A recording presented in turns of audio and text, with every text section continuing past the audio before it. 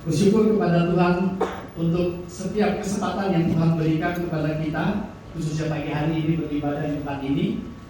Rasul Paulus mengatakan di dalam 1 Tesalonika 5 ayat 14 untuk mengucap syukur dalam segala hal. Bahkan dia menegaskan bahwa mengucap syukur dalam segala hal adalah menjadi kehendak Allah di dalam Kristus Yesus bagi kita. Kita mengucap syukur dalam segala hal bukan berarti bahwa kita mengucap syukur karena masih ada COVID di sekeliling kita, bahkan cenderung naik lagi. Kita mengucap syukur bukan karena ada masalah atau persoalan dalam kehidupan kita. Kita mengucap syukur bukan karena sedang terjadi kekhawatiran dan ketakutan akan resesi ekonomi. Tidak, tetapi kita mengucap syukur karena kita yakin dan percaya sebagai orang Kristen bahwa semua itu ada dalam kendali Tuhan. Kita percaya bahwa di balik setiap persoalan dan masalah kita itu ada kuasa Tuhan, ada rencana Tuhan di balik setiap persoalan yang kita hadapi. Hal inilah yang akan kita bahas pada pagi hari ini, bahwa di balik setiap persoalan yang kita hadapi, di balik setiap masalah yang kita hadapi, ada berkat Tuhan di sana. Ya, ada berkat Tuhan. Tema inilah kita bagaimana seharusnya sebagai orang-orang Kristen bisa bersikap ketika kita menghadapi masalah tantangan di dalam kehidupan ini. Mari kita sama-sama buka di dalam Yakobus pasalnya yang pertama. Yakobus pasalnya yang pertama, ayatnya yang ke-1 sampai dengan ke-8. Yakobus pasal 1 ayat 1 sampai 8. Demikian firman Tuhan saya bacakan. Salam dari Yakobus, hamba Allah dan Tuhan Yesus Kristus, kepada ke-12 suku di perantauan. Saudara-saudaraku, anggaplah sebagai suatu kebahagiaan apabila kamu jatuh ke dalam berbagai pencobaan. Sebab kamu tahu bahwa ujian terhadap imanmu itu menghasilkan ketekunan. Dan biarkanlah ketekunan itu memperoleh buah yang matang, supaya kamu menjadi sempurna dan utuh dan tak kekurangan sesuatu apapun. Tetapi apabila di antara kamu ada yang kekurangan hikmat, hendaklah ia memintakannya kepada Allah, yang memberikan kepada semua orang dengan murah hati dan dengan tidak membangkit-bangkit, maka hal itu akan diberikan kepadanya. Hendaklah ia memintanya dalam iman, dan sama sekali jangan bimbang, sebab orang yang bimbang sama dengan gelombang laut yang diombang-ambing kian kemari oleh angin. Orang yang demikian janganlah mengira bahwa ia akan menerima sesuatu dari Tuhan. Sebab orang yang mendua hati tidak akan tenang dalam hidupnya. Bapak Ibu yang terkasih dalam Tuhan, sebelum kita membahas lebih dalam dari ayat-ayat ini, saya ingin mencoba menjelaskan sebenarnya kalau saudara meneliti di dalam Alkitab kita, ada dua istilah yang digunakan untuk kata berkat. Istilah berkat di dalam Alkitab itu ada dua istilah. Yang satu menggunakan kata asrei, yang satu lagi menggunakan kata barah dalam Perjanjian Lama. Ya, kata asrei ini berkat yang sifatnya bersyarat. Biasanya digunakan secara sekuler dari manusia ke manusia. Berkat ini bersyarat dan seringkali diterjemahkan berbahagialah. Jadi kalau saudara bertemu dengan orang-orang, aduh berbahagia ya kamu punya anak yang baik, berbahagia ya kamu punya usaha yang maju. Nah, itu menggunakan istilah asrei, ya. Dan kadang-kadang diberkati juga, diterjemahkan juga blessed is he, gitu ya, diberkatilah. Jadi istilah asrei ini kalau dikaitkan dengan hal-hal rohani baru menggunakan istilah blessing, ya. Tapi kalau tidak, happy is he, berbahagialah. Itu sebabnya Yesus ketika dia berkhotbah di atas bukit, Yesus berkata, berbahagialah orang yang miskin di hadapan Allah, karena mereka yang punya kerajaan surga. Ini bersyarat. Artinya, saudara, kita harus bergantung penuh kepada Tuhan, bergantung kepada Allah kalau kita benar-benar ingin memiliki kerajaan surga. Jadi bersyarat, kalau tidak kita nggak bisa. Kalau kita hidupnya sombong nggak bisa, gitu ya. Jadi itu bersyarat. Tapi ada satu kata lagi yang juga kata berkat itu menggunakan istilah barah. Dan berkat ini tidak bersyarat.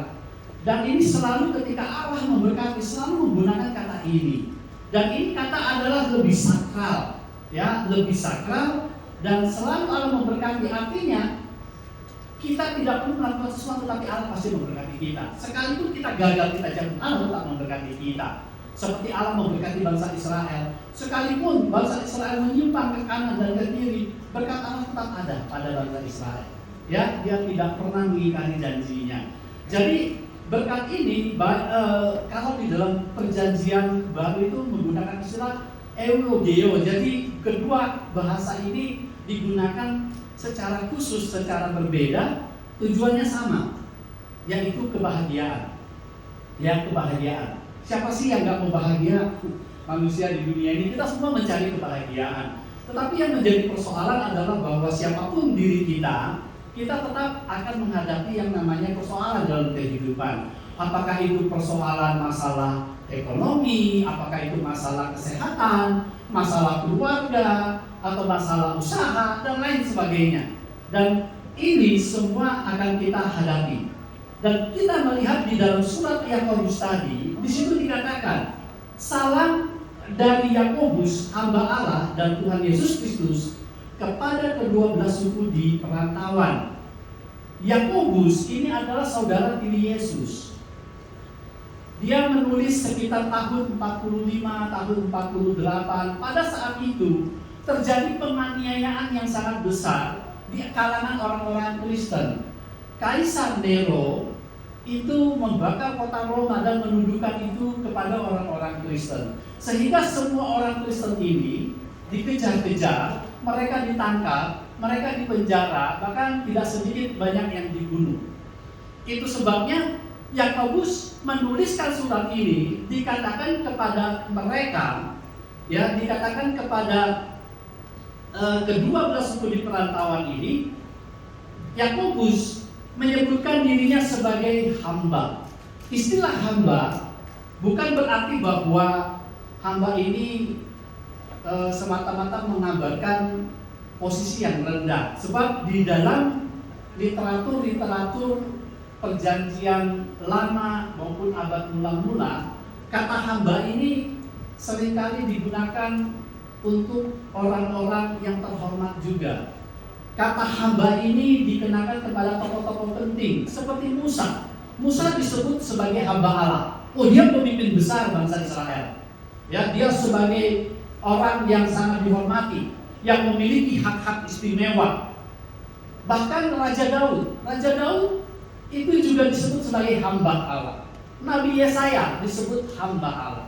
Jadi yang dimaksudkan dari Yakobus ini sebagai hamba Allah dan Tuhan Yesus Kristus, Yakobus ingin menunjukkan bahwa sesungguhnya hamba Allah itu adalah bicara tentang menyerahkan diri secara total kepada Tuannya. Dan kehidupan Yakobus ini sebagai contoh. Kalau kita membaca di dalam tulisan-tulisan sejarah, Yosefus yang hidup pada zaman Yesus, seorang sejarawan pada zaman Yesus, dia menulis bahwa Yakobus itu meninggal karena dirajam dengan batu oleh karena imannya. Dan sejarawan Eusebius abad keempat menceritakan bagaimana Yakobus mati itu diseret ke hubungan bait Allah dan kemudian dirajam batu seperti Yesus dibawa ke hubungan bait Allah yang paling tinggi. Hegesepus, sejarawan abad kedua, menceritakan lebih detail lagi bahwa Yakobus itu dilempar dari hubungan bait Allah, tetapi dia tidak mati, dia berlutut, dia berdoa seperti doa Tuhan Yesus. Ya Bapa, ampunilah mereka, sebab mereka tidak tahu apa yang mereka perbuat. Dan kemudian dirajam batu. Dan ada orang di sana yang mengambil kayu dan kemudian memukul kepalanya hingga mati. itulah kehidupan daripada Yakobus yang menulis surat ini, yang menunjukkan bahwa konsistensi perkataannya bahwa dia benar-benar hamba Allah. Dia menyerahkan secara total hidupnya kepada Allah.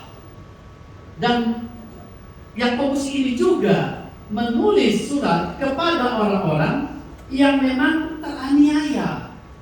Di sini disebutkan kepada 12 suku bangsa Israel yang ada dalam perantauan.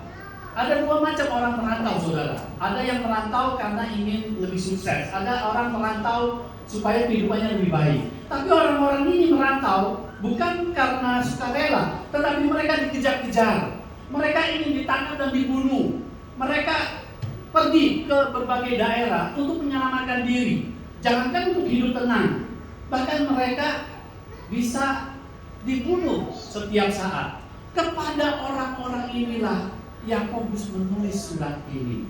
Dan dia menuliskan seperti ini: saudara-saudaraku, anggaplah sebagai suatu kebahagiaan apabila kamu jatuh ke dalam berbagai pencobaan. Saudara-saudara, istilah anggaplah ini mungkin terkesan himbauannya, mungkin terkesan nasihat. Tetapi sebenarnya Yakobus menulis istilah anggaplah ini perintah.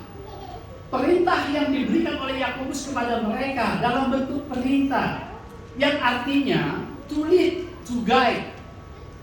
Jadi Yakobus menulis kepada mereka, bawalah pikiranmu kepada, tuntunlah pikiranmu kepada sesuatu, yaitu kebahagiaan yang besar. Jadi Yakobus mengajarkan, apabila kamu menghadapi pencobaan, apabila kamu menghadapi persoalan, maka ada perintah untuk membawa pikiran kita kepada satu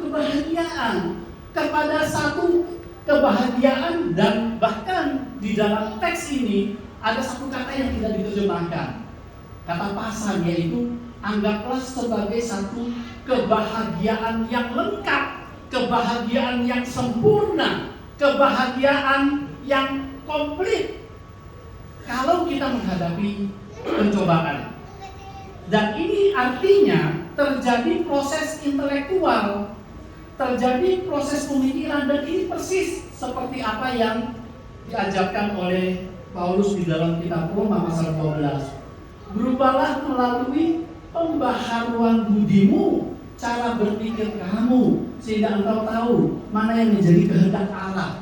Dan Yakobus menuliskan ini bahwa setiap orang yang menghadapi masalah pencobaan harus membawa pikiran ini sebagai suatu kebahagiaan yang penuh, sebagai sukacita yang penuh. Saudara, kalau begitu mari kita rame-rame masuk pencobaan. Masalahnya saudara, Yesus sendiri mengajarkan dalam doanya. Di dalam doanya dia katakan, jangan bawa kami ke dalam pencobaan, tetapi bebaskanlah kami daripada yang jahat. Sebab memang banyak orang yang bingung kalau ditanya, sebenarnya Allah mencobai kita enggak sih? Maka jawabannya kebanyakan dari kita adalah Allah tidak mencobai. Karena ditulis juga di dalam kitab yang sama, di dalam pasal yang sama, ayat 13 dan 15, Yakobus 1, 13-15, di situ dijelaskan oleh Yakobus, apabila seorang dicobai, jangan ia berkata pencobaan itu datang dari Allah. Sebab Allah tidak dapat dicobai oleh yang jahat, dan ia sendiri tidak mencobai siapapun. Tetapi tiap orang dicobai oleh keinginannya sendiri, karena ia diseret dan dipikat olehnya. Dan apabila keinginannya itu telah dibuahi, ia melahirkan dosa, dan apabila dosa itu matang, ia melahirkan maut. Lewat ayat ini orang-orang berkata, Allah tidak pernah mencobai. Sebab Allah tidak pernah tidak dapat dicobai, dan dia tidak mencobai siapapun. Tetapi yang menjadi persoalan, saudara baca di dalam perjanjian lama, Allah mencobai Abraham, betul kan? Allah juga mencobai bangsa Israel di padang gurun selama 40 tahun. Bahkan Allah mencobai Ayub. Dan bahkan di dalam perjanjian baru pun ditulis, ya, di dalam Rasul Paulus mengatakan di dalam 1 Korintus 10 ayat 13, Pencobaan yang kamu alami adalah pencobaan biasa yang tidak melebihi kekuatan manusia. Sebab Allah setia, karena itu Ia tidak akan membiarkan kamu dicobai melampaui kekuatanmu. Pada saat kamu dicobai, ya oleh Allah, Ia akan memberi kepadamu jalan keluar sehingga kamu dapat menanggungnya. Jadi sebenarnya ada dua macam pencobaan di dalam Alkitab. Pencobaan yang datang dari diri sendiri, pencobaan yang datang dari keinginan-keinginan sendiri. Dan ini bukan dari Allah, ini datang dari diri sendiri. Dan Yakobus sedang berbicara keinginan-keinginan itu. Sebab itu dia mengatakan Allah tidak pernah dicobai oleh yang jahat, sebab setiap orang dicobai oleh keinginannya sendiri. Ada 3 saudara, 3 hal yang bisa membuat orang jatuh. Kalau dalam dunia ini dikenal dengan istilahnya 3 T begitu ya. Harta, tahta, dan wanita.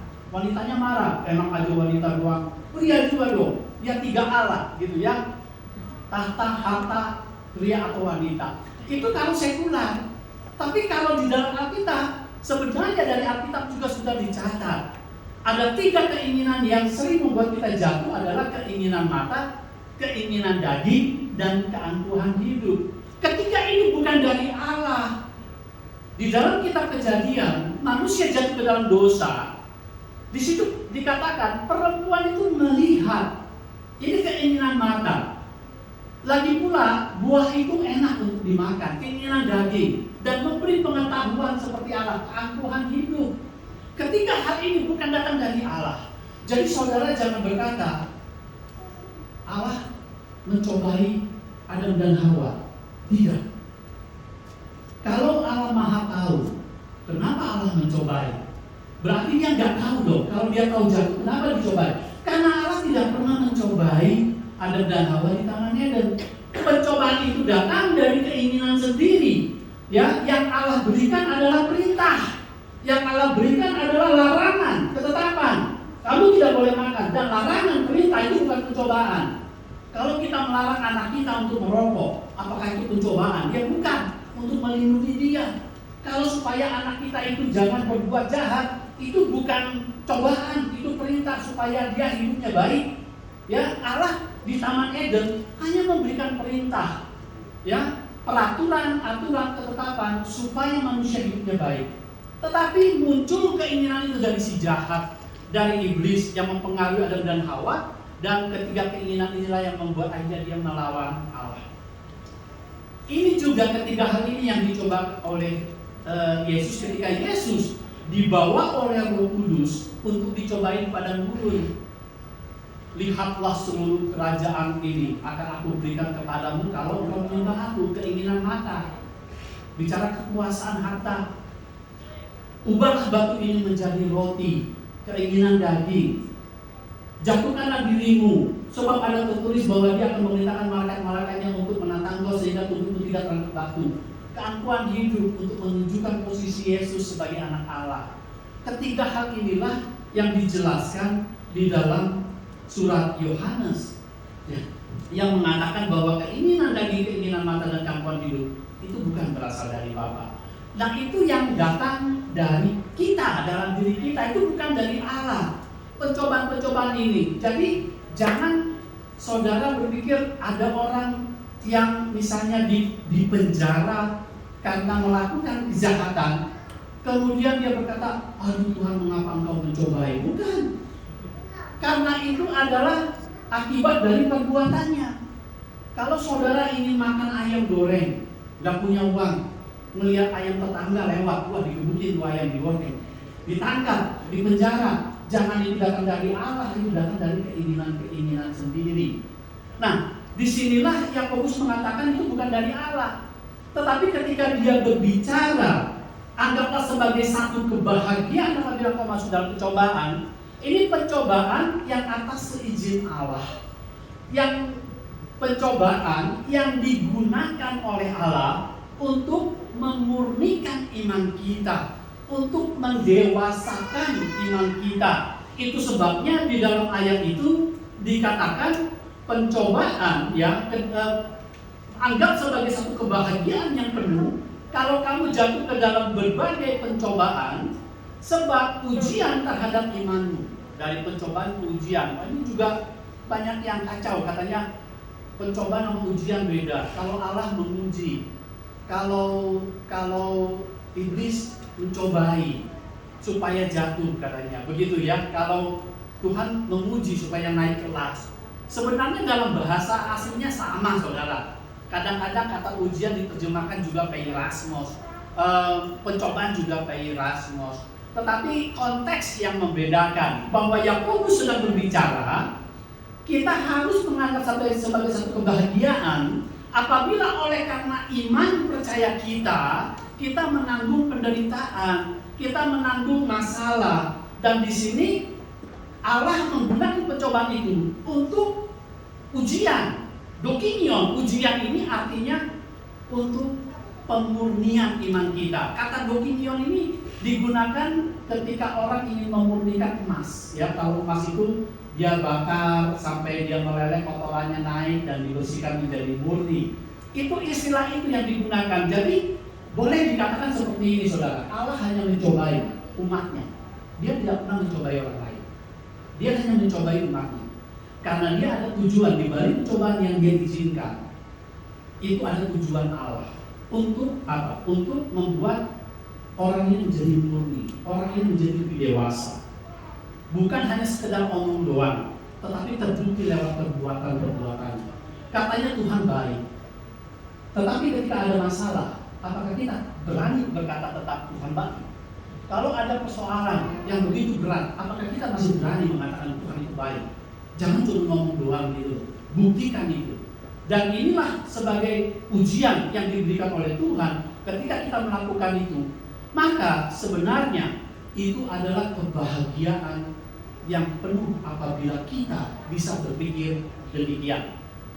Dan selanjutnya memang kalau dikatakan di situ ujian terhadap imanmu, karena tujuannya supaya kita bertekun, supaya kita bertahan. Dan ketika kita bertahan bertekun, maka ketekunan ini akan beroleh buah yang matang supaya kamu menjadi sempurna, utuh dan tak kekurangan apapun. Jadi jelas sekali Allah memberikan pencobaan-pencobaan kepada umatnya untuk membuktikan imannya, untuk memurnikan imannya, untuk supaya kita bertumbuh dan berbuah. Dan itu tujuannya. Dan Yakobus mengatakan, bawalah pikiranmu seperti itu sebagai satu kebahagiaan sukacita yang sempurna jika kita masuk dalam pencobaan yang datangnya dari Tuhan, yang pencobaan yang karena adalah iman kita.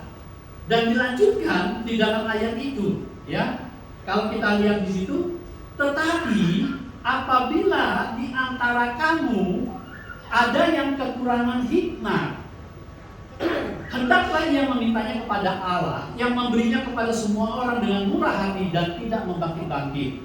Mungkin saudara bilang, wah Pak Freddy enak aja ngomongnya, coba kalau ngalamin masalah, apa bisa? Ya saudara jangan ragu.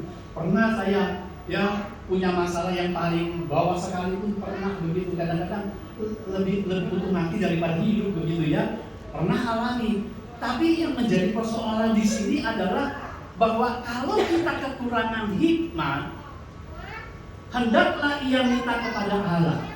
Kata hikmat di sini kalau dalam literatur Perjanjian Lama itu menggunakan istilah Sofia. Sofia ini artinya wahyu Allah, penyataan Allah, kehendak Allah dalam kehidupan manusia. Jadi kalau kita nggak mengerti, kalau kita kurang paham bagaimana caranya untuk menghadapi ini, mintalah hikmat itu, mintalah Sofia itu. Bukan Sofia anak tetangga, ya, Sofia firman Tuhan, wahyu Allah. Jadi di sini Yakobus mengatakan minta hikmat, dan ini yang diminta oleh Salomo ketika dia menjadi raja. Dia sangat khawatir bagaimana dia bisa memimpin rakyat yang besar ini. Kemudian dia berdoa untuk meminta hikmat, minta tuntunan Allah. Jadi minta hikmat, dan ketika dia minta kepada Allah, pasti Allah berikan. Di sini dikatakan Allah dengan murah hati dan tidak membangkit-bangkit. Maksudnya ketika kita minta hikmat Allah, tuntunan Allah, Tuhan pasti berikan. Dan Dia tidak akan melihat celah kita. Dia tidak akan melihat dosa-dosa kita. Dia tidak akan melihat aib kita. Itu aslinya, kata aslinya adalah aib, ya. Dan Allah tidak akan membangkit-bangkit, artinya Allah tidak mengingat aib kita. Dan ini persis seperti yang Yesus ajarkan.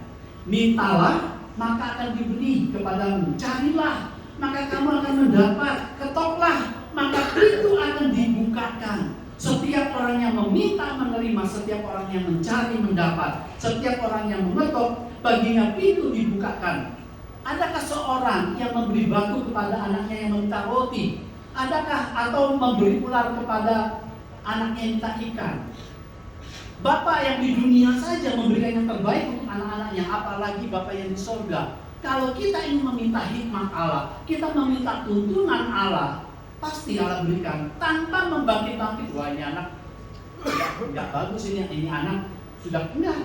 Allah tidak akan mengingat aib kita. Ayat ini menjelaskan seperti itu, bahwa Allah akan memberikan dengan murah hati tanpa mengingat-ingat aib dan kelemahan kita. Kalau kita mau datang kepada Tuhan. Jadi di sini ada satu tindakan, bukan hanya untuk membawa pikiran kita kepada satu tujuan Allah, tetapi juga ada usaha kita untuk mencari kehendak Allah dalam kehidupan kita, yaitu lewat hikmat Allah, lewat wahyu Allah, lewat firman Tuhan, sehingga kita tahu apa yang menjadi kehendak Allah di dalam setiap persoalan yang kita hadapi. Dan Paulus menyebutkan itu kan, ya, berubahlah melalui pembaharuan budimu, cara berpikir kamu, sehingga engkau tahu mana yang menjadi kehendak Allah dan yang berkenan kepadanya. Itu yang di ayat yang bagian yang kedua. Dan selanjutnya di situ dikatakan kalau ia meminta, dia harus minta dengan iman.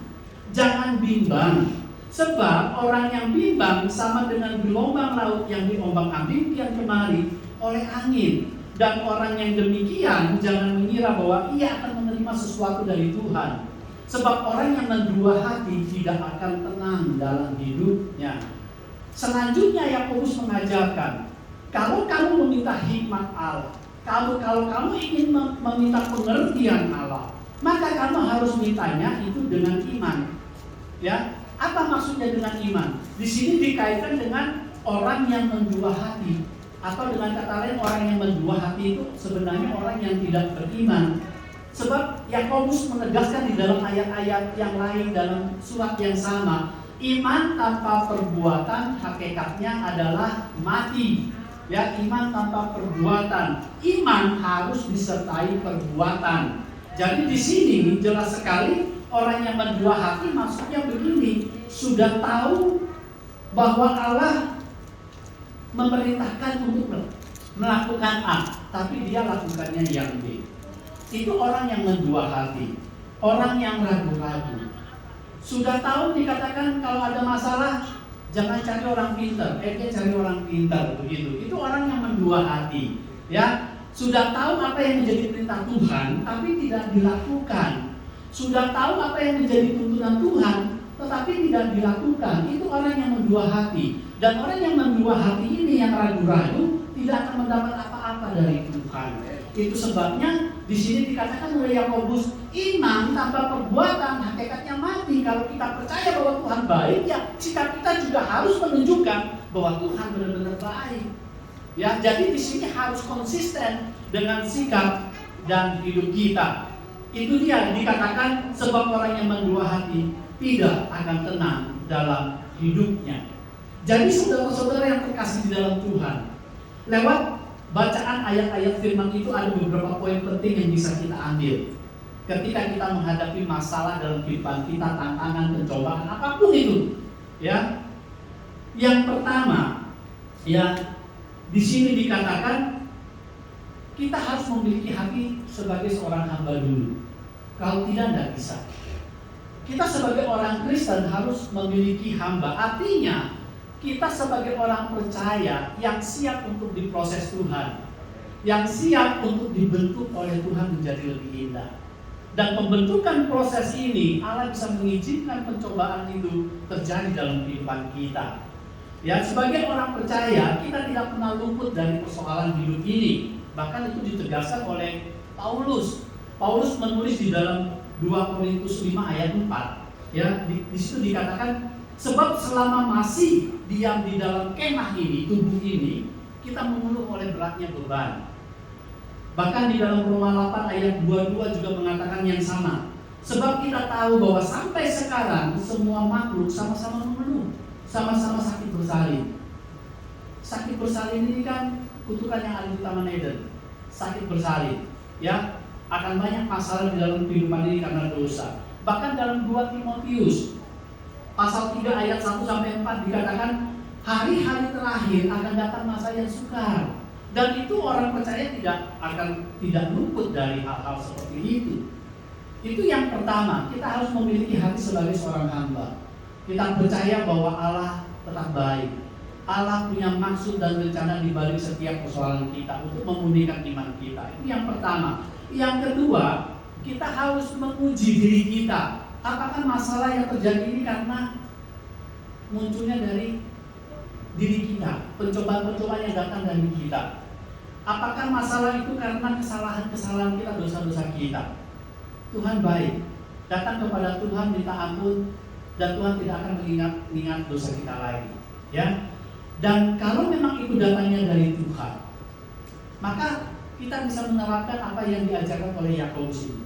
Anggaplah itu sebagai sukacita yang sempurna, sukacita yang lengkap, yang komplit apabila jatuh ke dalam pencobaan. Sebab di situ dikatakan ujian ini sebenarnya akan membuat kita tekun dan berbuah.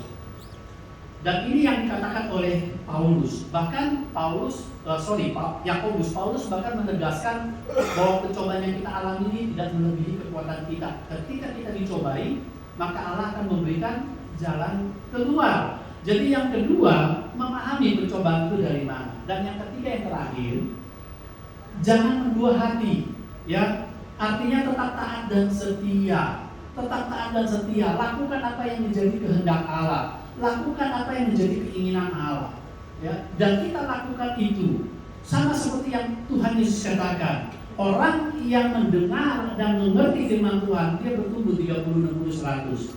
Bahkan dia katakan orang yang mendengar firman Tuhan, orang yang mengerti firman Tuhan, dan orang yang melakukannya, dia sama seperti orang yang membangun rumah di atas batu. Ketika badai datang, ketika air bah datang, rumahnya tetap kokoh.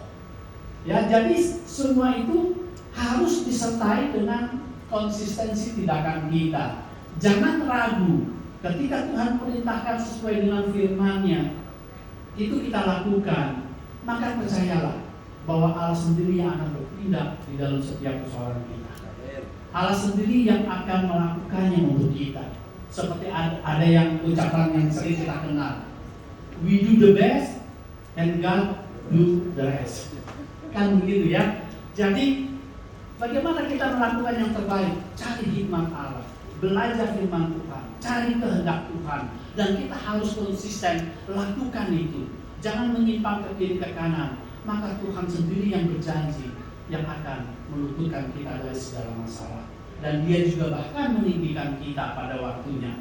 Biarlah firman Tuhan hari ini mengajarkan kita bagaimana kita bisa hidup menghadapi setiap persoalan masalah dalam hidup kita, untuk kita tetap teguh berpegang pada firman-Nya dan terus kita melakukannya dalam kehidupan kita.